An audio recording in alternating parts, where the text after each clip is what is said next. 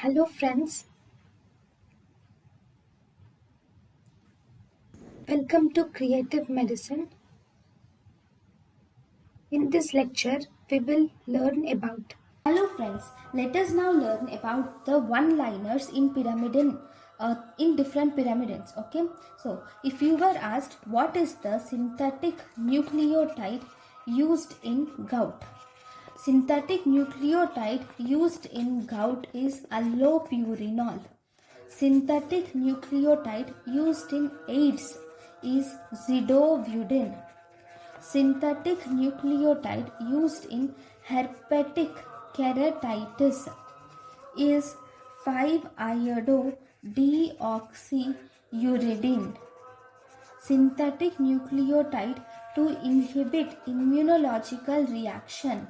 Synthetic nucleotide to inhibit immunological reaction during transplantation is azathioprine. Okay, so these are the important one-liners. Thank you guys for watching my lecture. Thank you. Thank you and thank you for watching.